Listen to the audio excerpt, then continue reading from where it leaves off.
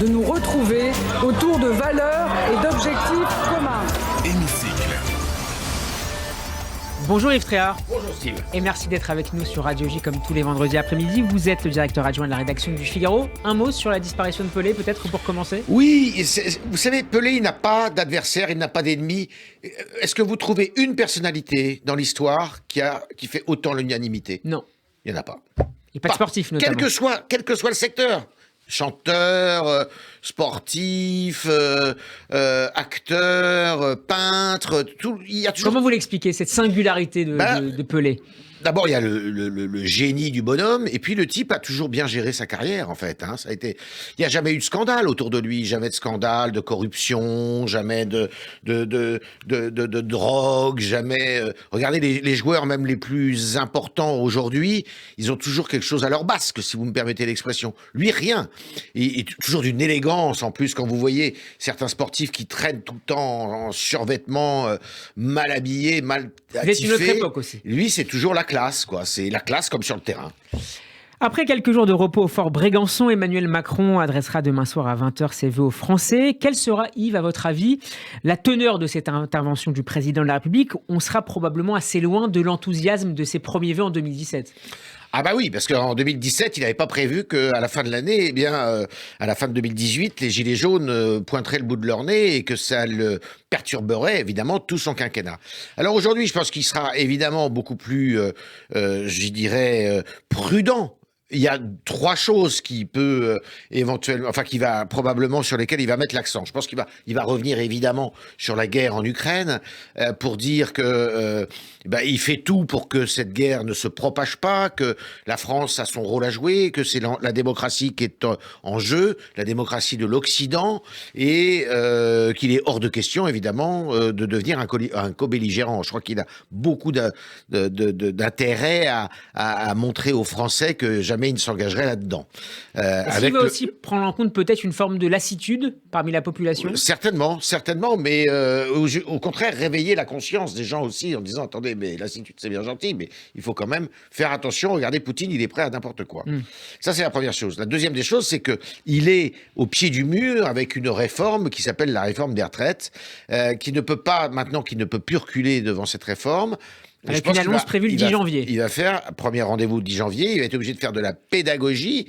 Là, il va engager une partie qui est une partie importante avec des mots justes. Il faut qu'il arrive à embarquer, si vous me permettez l'expression, tout le monde ou une grande majorité derrière cette réforme. Il faut aussi qu'il donne peut-être un agenda, de façon dont il va s'y prendre.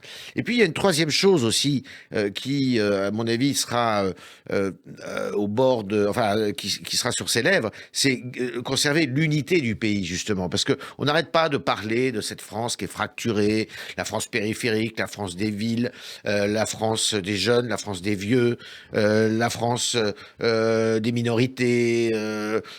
Tout ça, effectivement, met un mauvais climat dans le pays parce que c'est jeté un peu les uns contre les autres. Et je pense que le rôle d'un président de la République, c'est toujours d'essayer de rassembler, c'est son rôle, et il va essayer de tenir justement cette unité du pays, et ça passe probablement d'ailleurs par des propos qui ont un écho régalien aussi, en disant l'autorité de l'État doit être assurée, et l'autorité de l'État, ça passe aussi d'ailleurs par la qualité des services publics, le délitement de l'hôpital qu'on a vu à l'occasion du Covid, le délitement d'une certaine façon de l'éducation nationale, des transports publics, on l'a vu aussi, tous ces services publics auxquels les Français sont attachés.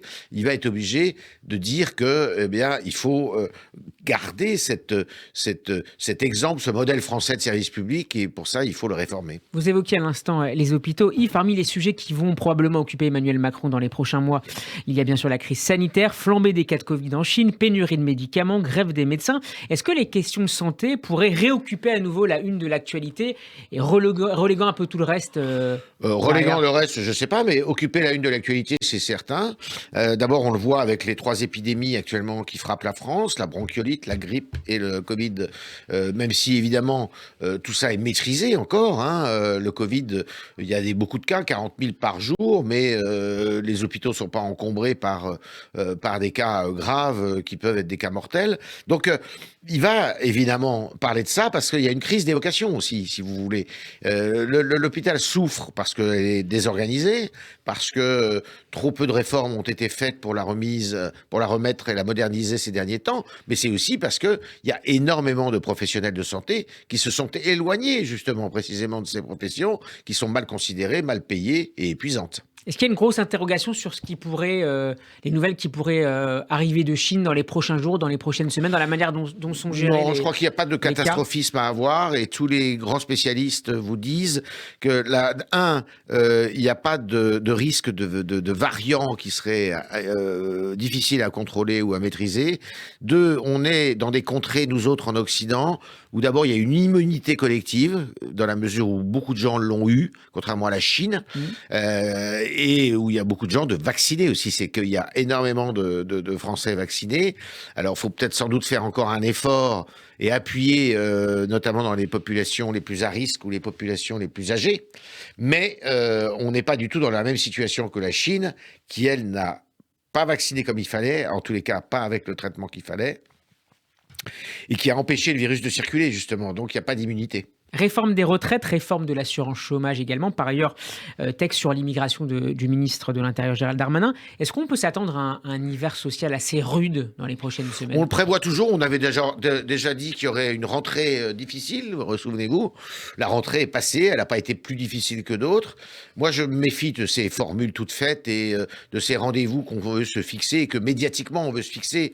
Mais vous savez, regardez, qui aurait pu croire, on parlait de 2017, les vœux du président. Qui aurait pu imaginer qu'en novembre 2018, alors qu'il n'y avait rien qui pointait son nez vraiment comme texte difficile, eh bien, une partie des Français sortirait, occuperait les ronds-points et que ça mettrait le pays... Il n'y a pas de coagulation possible des différentes colères? Non, je crois que c'est difficile aujourd'hui de la coagulation des colères, tout ça c'est difficile à coaguler justement. On est dans des sociétés assez corporatistes de ce point de vue, avec chacun voyant son bout de gras.